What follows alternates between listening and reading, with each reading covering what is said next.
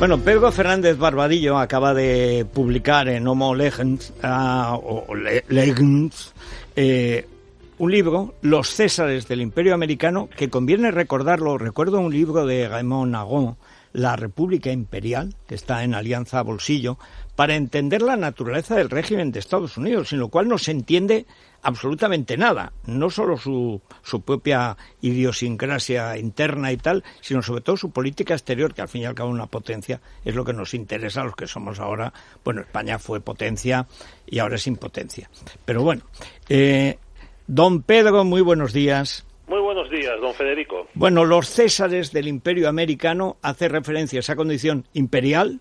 Bueno, lo que quiso ser Julio César y lo fue luego César Augusto, realmente emperador, pero es un libro que no hace una cronología, sino que va por temas, o por así decirlo, por argumentos de lo que han sido los presidentes en Estados Unidos, sobre todo los presidentes significativos. Pues así es, he tratado de explicar la situación de Estados Unidos, su nacimiento como república federal, que eso también se olvida muchísimas veces al hacer análisis como el del colegio electoral, pues a través de los presidentes y de cómo han ido ellos pues configurando el poder. Desde luego, cuando los padres fundadores diseñaron la Constitución, no podían sospechar que el presidente acabaría imponiéndose a este legislativo. Bueno, imponiéndose en lo que es política exterior. En política interior sigue bastante limitado. Ten en cuenta que hasta el Congreso lo puede destituir a él, difícil, pero es posible. Él no puede disolver el Congreso, el Congreso puede superar el veto del presidente y también el Congreso puede sustituir la firma del presidente. Si le envían una ley y él no la aprueba o no plantea el veto, en 10 días la Cámara da por sentado que el presidente la ha firmado y entonces entra en vigor. Bueno, mira que son cosas peculiares que se basan en tradiciones basadas en algo, pues a lo mejor el voto de conciencia o que perteneciera a una parte religiosa que no era mayoritaria, vete tú a saber cuál sería el origen, pero son cosas que se han conservado. Antes lo decía Paco Maruenda, que tienen a gala conservar cosas, algunas de las cuales no tienen más sentido que el hecho de conservarlas, ¿no?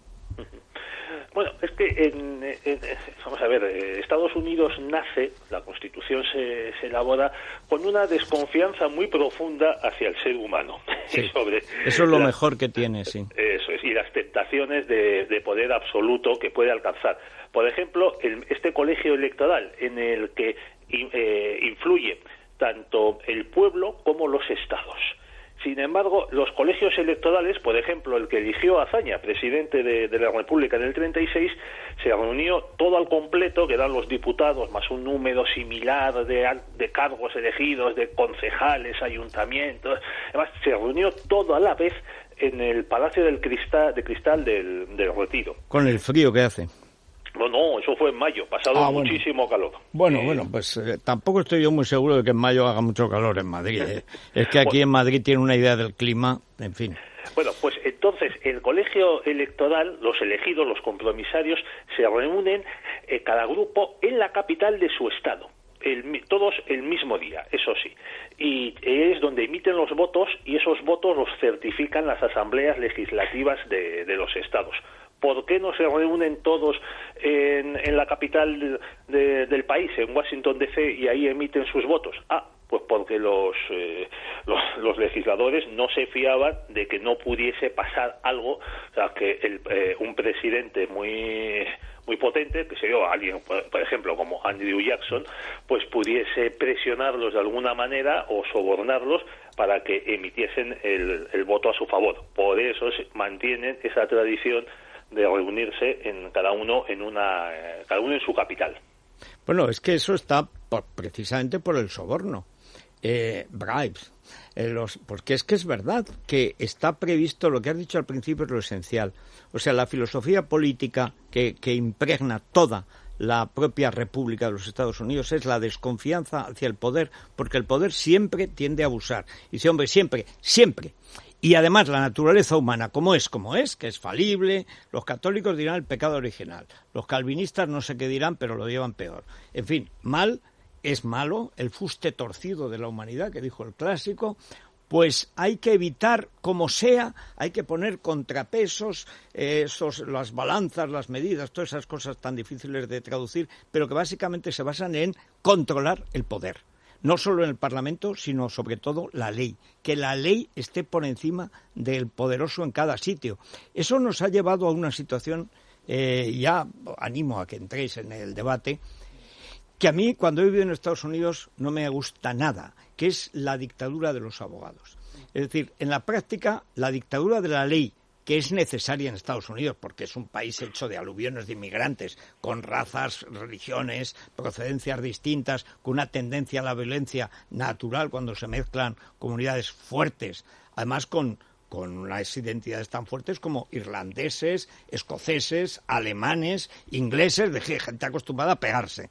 Bueno, la ley es fundamental, pero con el transcurso del tiempo, al final la ley acaba en abogados. Y claro, hay más abogados en Estados Unidos, hay el doble que en el resto del mundo.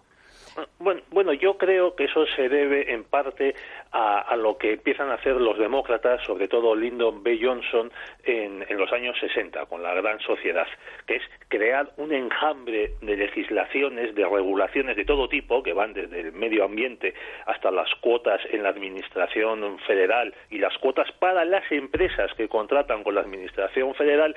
Claro, lo que hacen es, se habla en España de que se politiza la justicia o se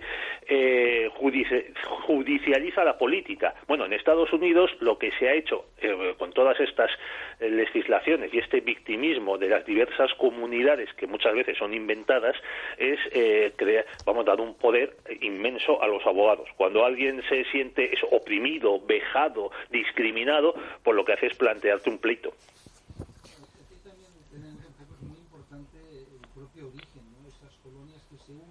Donde Washington, hay que recordar, dice, bueno, se ha acabado, necesitamos un Congreso Federal, necesitamos un ejército que no se vaya a cultivar mientras y parar la guerra, y todo eso va de una confederación a una federación, y la gente olvida que la guerra civil no fue una guerra para liberar a la población de color, a los negros, no es verdad, eso es mentira. De hecho, el discurso de Gettysburg de Lincoln es tardío, es decir, es una lucha entre dos conceptos de cómo tiene que ser América. Y sobre todo es la unión. Claro, lo que exacto. defiende Lincoln es la unión. La unión.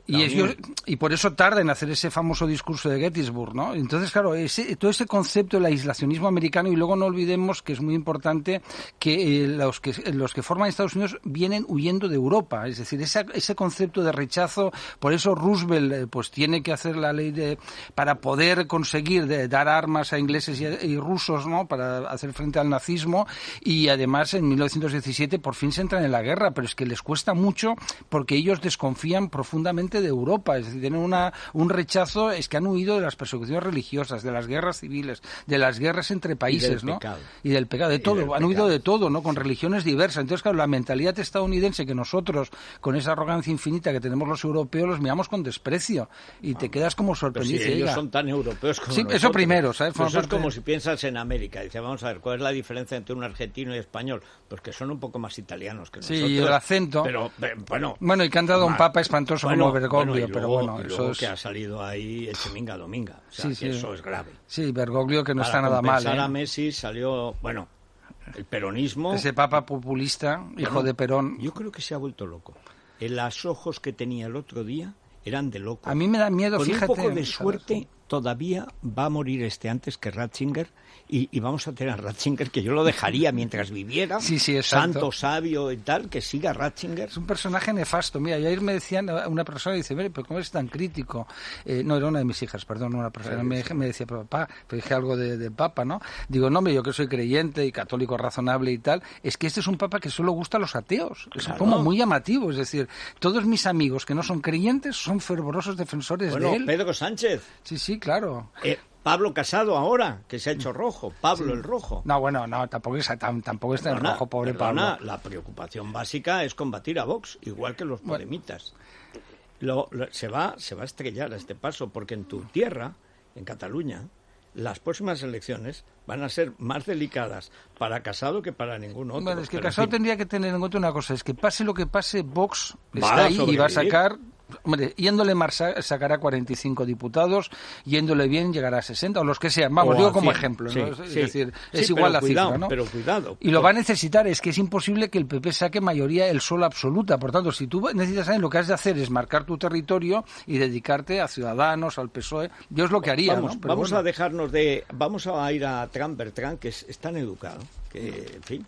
Pero vamos a hablar algo de la personalidad de Trump y de cómo han sido estos 4 años de Trump y cómo podrían ser los 4 años venideros, porque él es un tipo, lo decía antes Paco, sin ningún tipo de experiencia política.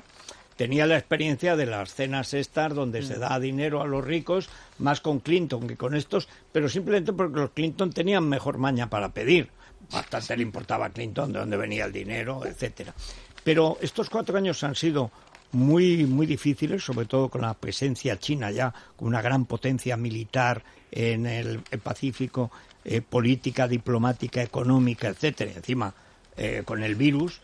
Y ya Trump ha dado la impresión de ser, por lo menos en los primeros 2 años, alguien que no sabía muy bien en política exterior, tenía intuiciones, pero no ideas. ¿Eso crees que ha cambiado? Y luego que nos cuente Pedro su opinión.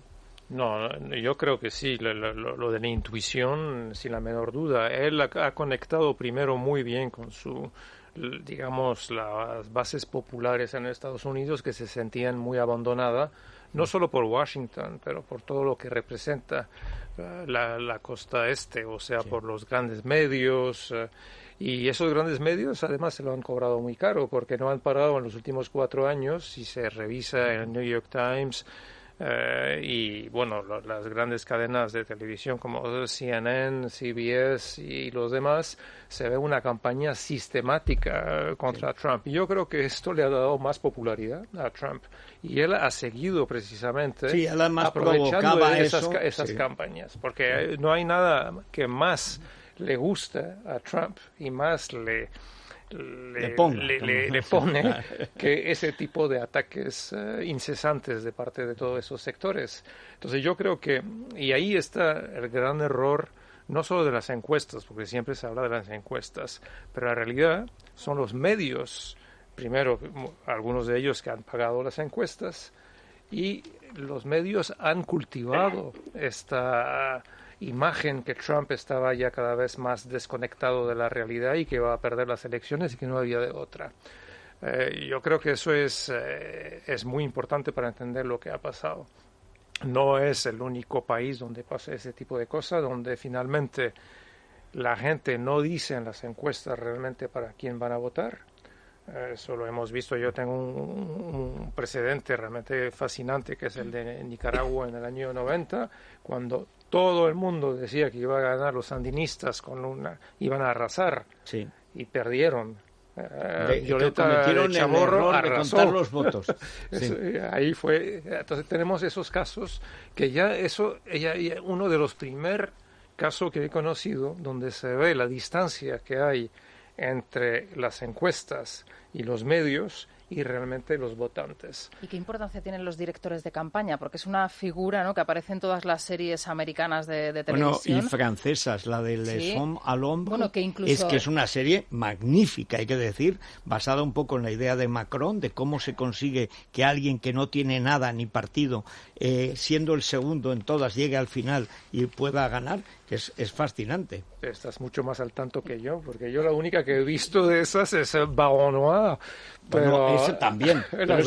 Ese también. Las demás no las he visto todavía. Les Hommes à l'Ombre, esa es sensacional. Y son 3 temporadas y está hecha, esa es más fina, porque Baron Noir podía ser del PSOE de Extremadura, o sea, parece Juan Guerra, o sea, el tío es clavado. Pero en la otra no, porque es muy de las alturas. Es como el ala oeste, pero de verdad. Más fino. Claro, más también tendrán parte de culpa, ¿no?, de lo que ha sucedido o de lo que han interpretado las encuestas. A ver, Pedro, que ahora no queremos... Primero, la pregunta anterior. ¿Cómo has visto Trump, esta primera legislatura de Trump, que no sabemos si será la única o será la primera de 2, porque afortunadamente, yo estoy con Paco, son 2 y se acabó. Y se acabó, que es como tiene que ser. Pero bueno, ¿cómo lo has visto y si crees que ha evolucionado también en la política exterior? Bueno, yo creo que Donald Trump hace una política exterior dependiente de su política interior. O sea, él gana las elecciones con un programa que, entre otras cosas, pues, es el enfrentamiento a lo políticamente correcto, a esta dictadura ideológica progre de las universidades de la costa este, pero también prometiendo devolver empleos de calidad, trabajos, fábricas a Estados Unidos, en concreto a lo que llamamos el cinturón del óxido, esos 4 estados en los que él ganó su primer mandato, o sea, Pensilvania, Michigan, Wisconsin y Ohio. ¿Y a dónde se fueron esas fábricas? Pues esas fábricas empezaron a irse primero a México y luego, sobre todo, a China.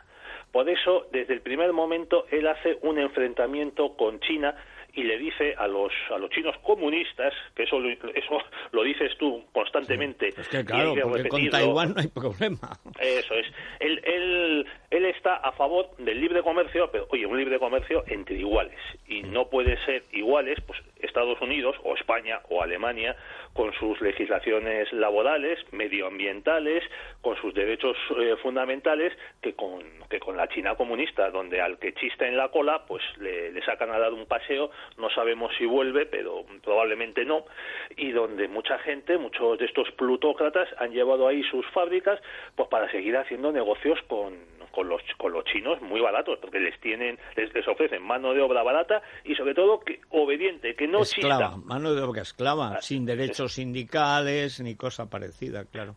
Bueno, y el asunto de la propiedad intelectual, que en China directamente le roban. Sí. Bueno, y hay otra cosa que en un libro de Thierry Bolton, que a ver si se traduce en España, tú que tienes influencia en Planeta, que se llama Le Bluff Chinois, que es cómo los técnicos de las grandes empresas occidentales pierden dinero en China, pero antes que reconocer que han metido la pata con lo de los 1.000 millones de mercado potencial y tal, prefieren aumentar la inversión porque el Partido Comunista, que es el Partido Comunista, no existe el mercado chino, les ofrece otra inversión para compensar lo que han perdido. Y vuelven a invertir y vuelven a perder.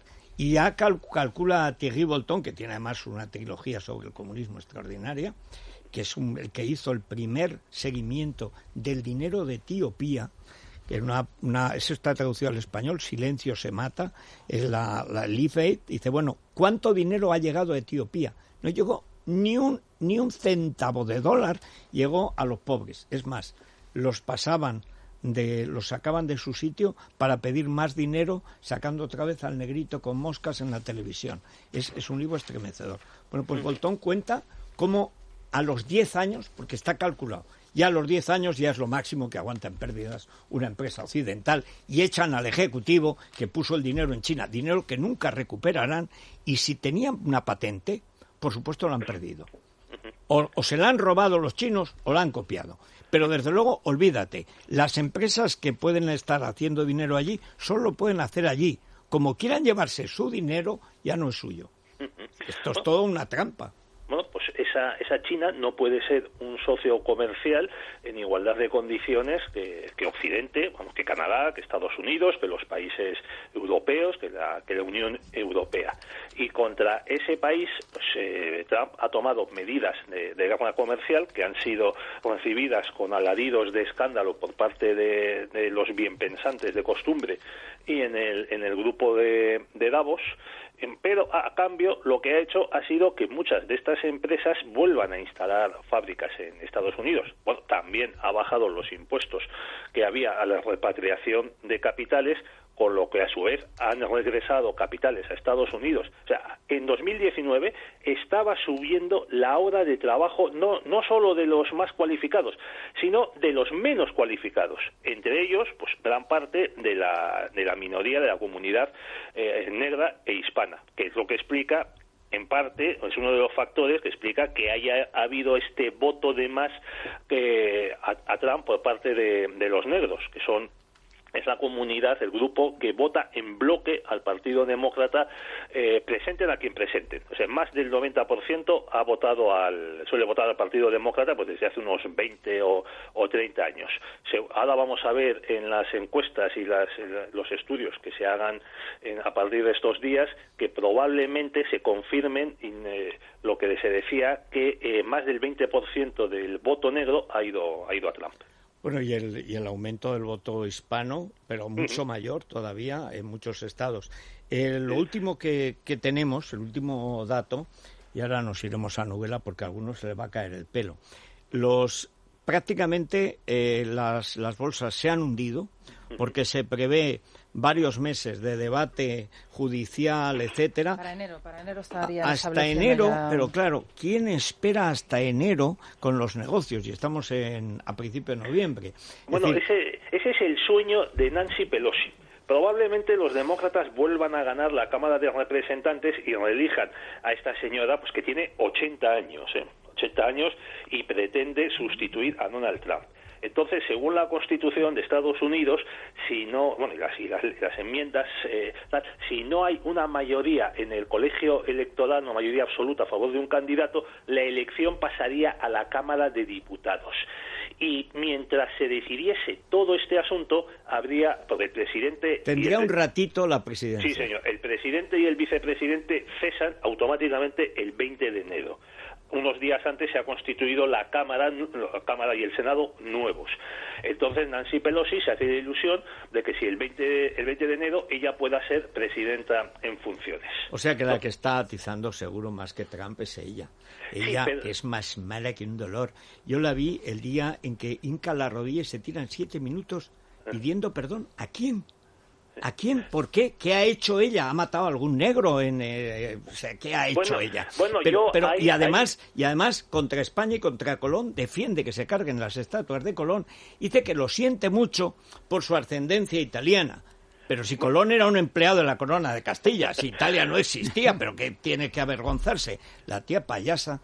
En fin, bueno, la pues ahí Federico, yo le doy a ella algo de razón. Sí tiene de lo que arrepentirse, sí. Porque su señor padre fue alcalde de Baltimore y esta nació en 1940. Bueno, en 1948, como digo, su papá, alcalde de Baltimore, inauguró un pedazo de monumento a dos generales confederados, el general Lee y, hombre, como no, Stonewall Jackson.